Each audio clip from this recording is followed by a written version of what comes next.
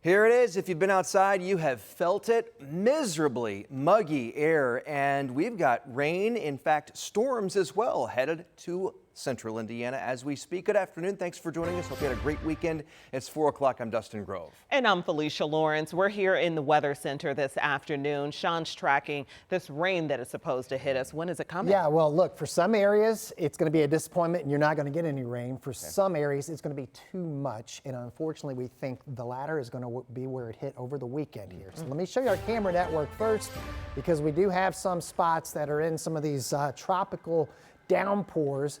We got you over in Montgomery County. This is in Crawfordsville. This is likely going to change here in just a little bit. And then I've got you in far western Indiana in Covington, where the rain is coming down pretty heavily.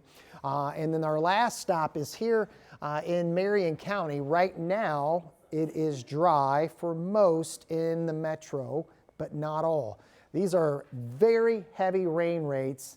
And again, if you've been outside this weekend and at all today, you know it's about as humid as it gets around here. And this atmosphere is loaded with moisture. And so these rain rates that you see are moving over areas that got hit over the weekend with 4 to locally 7 inches of rainfall. That's why we expect, due to the south to north nature of these 2-inch per hour rain rates, that we're likely going to see some flash flood warnings issued again over west central Indiana. Now, how will it impact the metro area? We're likely going to have at least some downpours scattered across the donut counties here in the coming hours. Far eastern Indiana, lower chance in the next few hours that you'll have widespread heavy rainfall. Temperatures ranging from 75 to near 80, but this is the map that matters most. This is the air you can wear. Dew points 70 plus. You might as well be along the Gulf Coast. And this stuff is going to hang around for several days. We'll have the 7-day forecast. We do have some relief. We also have our hottest temperatures of the year so far in the forecast. All right, Sean, thank you. Now to our top story this hour, just an awful story from Cumberland. A family grieving as the search continues for the driver who ran down a 6-year-old boy and took off. We've been following this investigation for days. Our Ashton Hackman tells us what police are saying about the case today. Cumberland police haven't shared many new details with us about how that 6-year-old boy was able to get out of his home before being hit by a car here along this stretch of Washington. In the meantime, they're asking anyone with information to come forward to police. Around 2:30 Sunday morning along East Washington Street. Dispatch, I'm being blacked down. Can you send me another unit and also medic? A kid, not awake and breathing. Okay, so it's a child that's been struck? Affirmative. Police and medics started CPR on 6-year-old Jari Vontae Spencer. He was then rushed to Riley Hospital, where he later died. Police say the driver who hit the boy was gone by the time police got there. Cumberland police say Jari Spencer had autism and managed to get out of his home sometime in the night without anyone noticing. It's not known how long he was laying in the road until police were flagged down. Police are now searching for security video, but haven't shared a suspect vehicle description. In the meantime, flowers and a bear are sitting along Washington Street as the search for the driver continues. Police tell us that this remains an active investigation. Anyone with information is asked to call either Cumberland Police or Crime Stoppers. In Cumberland, Ashton Hackman, 13 News. And 13 people have been killed after being hit by a car in Indianapolis so far this year. 5 of those deaths have been from hit-and-run crashes. And we now know the name of a 50-year-old man killed in a hit-and-run on Indy's near South Side. The Marion County coroner identified that man as Earl Scruggs. Scruggs was killed after being hit by a vehicle around 10 last night along East Raymond Street and the I-65 ramp. Police say that's where they found Scruggs. He was taken to the hospital where he later died. Police say the driver did not stay at the scene. They are now looking for that person. Anyone with information is asked to call police or Crime Stoppers. Also, one of our top stories, Beau Bye is back on the campaign trail. This weekend, Indiana Democrats chose him as their Secretary of State nominee. He stopped by today to talk about his weekend win and why he thinks Republicans should be concerned about the fall. when there have been 20 years of the same group of people in control of everything, the natural product of that is folks like Diego Morales, who feels like he can get away with hiring members of his family to newly created positions to pay them six-figure salaries, who feels like he can get away with buying luxury SUVs on the taxpayer dime. The thing they're most afraid about is that that punch bowl is at risk because they've been having it good. They've been living high off the hog of the taxpayer for the past 20 years. It's time that we protect the Hoosier taxpayer. It's time we had more accountability in this office and in our state government. Republican delegates will choose their own nominee June 20th at the state GOP convention in Fort Wayne. Former Indianapolis Mayor Greg Ballard is also seeking to run as an independent in that race.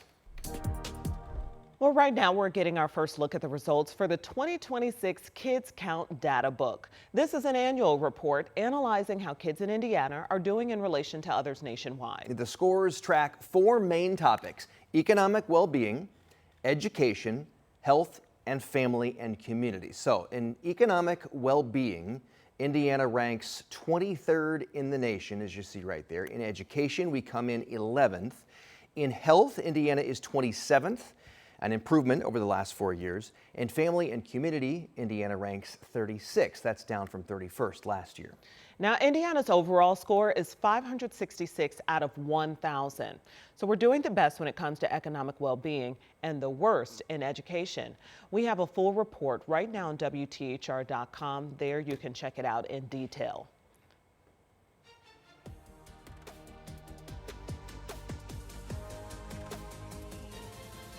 Well, the Chicago Bears are likely moving to Indiana, and that topic right there has been dominating sports headlines. Even people who are not sports fans are paying attention to this right now. Everybody's offering up their opinion on the matter, from local lawmakers to, yes, even the Pope. Even the Pope. Even the Pope. State House reporter Emily Longnecker spoke with a representative from the region where the proposed new stadium is expected to be built about the excitement already building.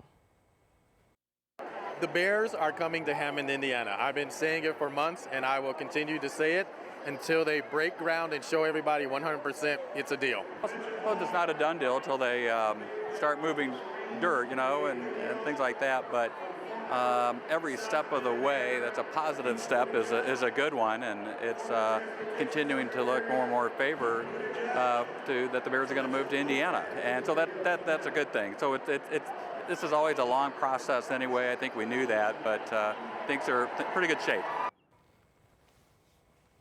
The excitement is palpable among lawmakers as you hear that. In an exclusive interview with Governor Mike Braun, Emily asked how this idea all came to fruition. Watch. Being a governor is more like running a business, and it really comes in handy in something like this, because I could sense all along there was only one concern I had early: is it a bargaining ploy? And I just brought that out the first time we met, and they said, no, we need to have an honest discussion. We're looking at it as a viable alternative. And then when, I think it was February, and we get the bill passed, I asked them to make a public statement that showed the next degree of being serious about it. And if you look at it, that occurred, and then the bill passed that day. The Bears are maintaining their late spring, early summer timeline to finalize the exact location and site layout for the new stadium. You can watch Emily's full exclusive interview with the governor on our WTHR streaming app. Everybody's got an opinion. So I'm from Chicago. I'm a traditionalist. I want it to stay where it's at, but we will see what happens. I posted about this on Friday when the announcement came that the board had voted to move ahead with the stadium in Hammond. And I have literally hundreds of comments. My favorite one might be, traffic in Hammond is going to be unbearable. Ah, yes, I see what happened there. Yeah, but in all seriousness, they're going to have to do a whole lot of work. I mean, you're starting from scratch. From scratch, You're exactly. starting from scratch up there. I think they would keep the name, though. I think even if it was located in Hammond, it would still remain the Chicago Bears. So that helps. But it's still the Chicago region, wouldn't you say? Yeah. I mean, it's Indiana, to be sure. But it's okay, yeah, you're from Chicago. Of course you would say that. All right, moving on here at 4 o'clock. Hoosiers without health insurance. The costly impact from this growing trend. We'll talk about that still ahead. Sean? Well, we got the highly humid air over us, and it's producing some heavy storms, especially west of Indy right now. We'll let you know when we get some relief ahead in the forecast. And a quick programming note for you. Because the Fever Game is airing on WTHR tonight from 7 to 9, Wheel of Fortune and Jeopardy are moving to our sister station, WALV, MeTV, from 7 to 8 p.m. So just click on over to catch those shows.